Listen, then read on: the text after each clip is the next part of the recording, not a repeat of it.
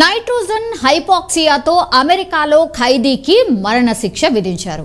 ఇదే ఇప్పుడు సెన్సేషనల్ వార్త. ఎందుకంటే నైట్రోజన్ హైపాక్సియాతో మనుషుల్ని చంపొచ్చా ఆర్ మరణశిక్ష బలవంతంగా విధించొచ్చా? ఇది ఎట్లా పాసిబుల్ అయింది? 1988లో పాస్టర్ భార్య ఎలిజబెత్ సెనెట్ను హత్య చేసిన కేసులో అయితే కెన్నెత్ స్మిత్ను ఈ శిక్ష అమలు చేసి ఈరోజు మరణశిక్ష విధించారు. సో అమెరికాలోని 3 రాష్ట్రాలు అంటే ఓక్లహోమా అండ్ మిసిసిపితో పాటు అలబామాలో కూడా ఈ నైట్రోజన్ హైపాక్సియాను మరణశిక్ష అమలు చేసేందుకు ఆమోదం ఉంది. అందులో భాగంగానే ఈ మరణశిక్షను కూడా విధించారు. అయితే 1999లో హైడ్రోజన్ సైనైడ్ను వాడి ఒక దోషికి మరణశిక్ష విధించారు. అంటే 1999లో ఆనాడు ఇలాగే హైడ్రోజన్ సైనైడ్ను వాడి మరణశిక్ష విధించారు. ఆ తర్వాత ఈ రోజు జరిగినటువంటి శిక్ష ఇది. సో గ్యాస్ను వాడి మరణశిక్ష విధించింది అమెరికాలో అదే చివరిసారి అన్నమాట. సో యాక్చువల్లీ నైట్రోజన్ హైపాక్సియా ఎలా పనిచేస్తుంది ఒకసారి తెలుసుకునే ప్రయత్నం చేద్దాం. నైట్రోజన్ హైపాక్సియా కేవలం నైట్రోజన్ను మాత్రమే పీల్చేలా వ్యక్తిని బలవంతం చేస్తుంది. అవసరమైన ఆక్సిజన్ అందకుండా కూడా చేస్తుంది. ఖైదీల ముఖంపై రెస్పిరేటర్ మాస్క్ ఉంచడం, దెన్ ఆక్సిజన్కు బదులుగా స్వచ్ఛమైన నైట్రోజన్ వ్యక్తి ఊపిరితిత్తుల్లోకి వెళ్తుంది. దీంతో పూర్తిగా మన లోపల ఉన్నటువంటి ఆర్గాన్స్ ఏవైతే ఉంటాయో, అవయవాలు ఏవైతే ఉంటాయో అవి పనిచేయడం మానేసి వ్యక్తి చనిపోతూ ఉంటాడు. సో స్మిత్ మరణశిక్ష దాదాపు 22 నిమిషాల పాటు పట్టిందట. అతను చాలా నిమిషాల పాటు స్పృహలోనే ఉన్నాడు, అలాగే కనిపించాడు. దెన్ సుమారు 2 నుంచి 4 నిమిషాల పాటు ఇబ్బంది పడ్డాడు. సో 22 నిమిషాల మరణశిక్షలో ఆయన ఇబ్బంది పడింది 4 నిమిషాల పాటే ఇబ్బంది పడ్డాడు. సో 5 నిమిషాల పాటు శ్వాస తీసుకున్నాడు. దెన్ స్మిత్ మరణశిక్షను అతడి భార్య కావచ్చు అండ్ ఇతర బంధువులు కూడా చూసినటువంటి సిచ్యువేషన్. స్మిత్ భార్యను చూస్తూ ఆయన లాస్ట్లో నేను నిన్ను ప్రేమిస్తున్నా అని ఒక సైగ చేశాడట.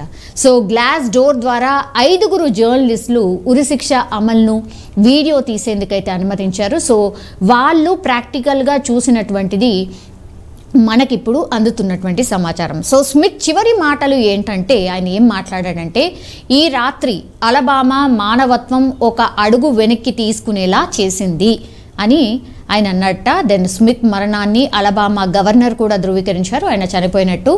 సిస్టంలోని లోపాలు వాడుకొని 30 ఏళ్ళు తప్పించుకున్నాడు, చివరికి నేరానికి శిక్ష అనుభవించాడు అని అక్కడి గవర్నర్ వ్యాఖ్యానించడం జరిగింది. సో అసలు కేసు ఏంటి, ఇంత భయంకరంగా మరణశిక్ష విధించడానికి రీజన్ ఏంటి అనేది తెలుసుకునే ప్రయత్నం చేద్దాం. అలబామాలోని కోల్బర్ట్ కౌంటీలో చార్లెస్ సెనెట్ అనే పాస్టర్ భారీగా అప్పులు చేసేశాడు. దీంతో అతడి భార్య ఎలిజబెత్ పేరుతో ఉన్న బీమా డబ్బు కోసం ఆమెను చంపే ప్లాన్ కూడా వేశాడు.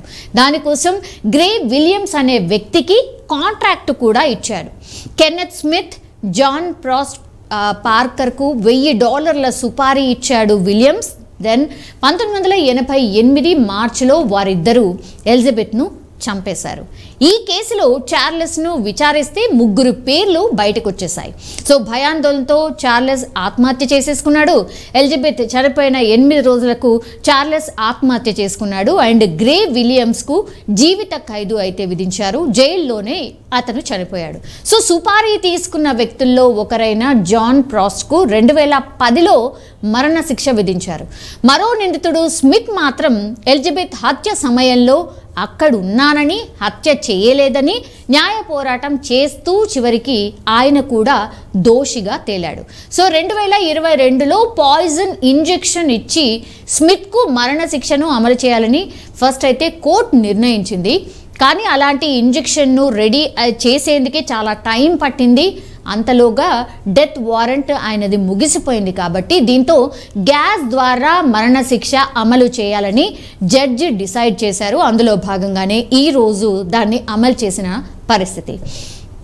సో ఈ మరణశిక్ష విధించిన తర్వాత మాత్రం చాలా విమర్శలు వస్తున్నాయి. అదేంటంటే నైట్రోజన్ గ్యాస్తో అమలు చేసే మరణశిక్షను మానవ ప్రయోగమని చాలామంది విమర్శిస్తున్నారు. అంటే లాయర్స్ కావచ్చు, డాక్టర్స్ కావచ్చు విమర్శిస్తున్నారు. యుఎస్ మానవ హక్కుల కార్యాలయ ప్రతినిధి రవీనా చంద్రసాని మరణశిక్ష ప్రణాళికను విరమించుకోవాలని ఆమె కోరడం జరిగింది. మరోసారి ఈ శిక్షపై పునరాలోచన చేయండి, ఇది ఎంతవరకు కరెక్ట్ కాదు అని స్మిత్ చేసిన చివరి అభ్యర్థనను కూడా యుఎస్ ఉన్నత న్యాయస్థానాన్ని కూడా విన్నవించింది. అయినా కూడా న్యాయస్థానం తోసిపుచ్చింది.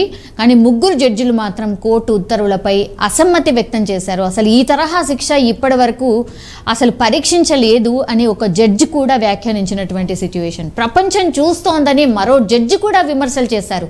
ఇట్లాంటి శిక్షను ప్రపంచం మొత్తం చూస్తోంది, ఇలాంటి శిక్షలు కూడా అమలు చేస్తారా, ఇది చాలా నెగిటివ్ ఇంపాక్ట్ చూపెడుతుంది అన్నటువంటిది కూడా ఒక జడ్జి తన అభిప్రాయాన్ని వ్యక్తం చేశాడు.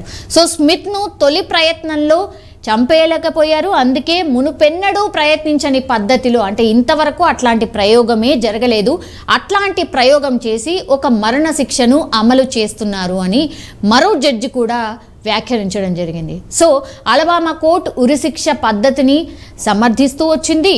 ఇది బహుశా ఇప్పటి వరకు రూపొందించిన అత్యంత మానవీయమైన ఉరి పద్ధతి అని కూడా వాళ్ళు పేర్కొనడం జరిగింది. కానీ శిక్ష అమలు తప్పదు అన్నటువంటి నిర్ధారణకు వచ్చారు. శిక్షనైతే అమలు చేసేశారు. కానీ ఇప్పటి వరకు ఇట్లాంటి శిక్ష ఆర్ మరణశిక్ష ఎప్పుడు కూడా జరగలేదు, ఇదే ఫస్ట్ టైం. సో అందుకని ఈ వార్త కోసం చాలామంది అసలు ఎట్లా పాసిబుల్ అయింది ఏంటి అనే సర్చ్ చేస్తూ ఉన్నారు.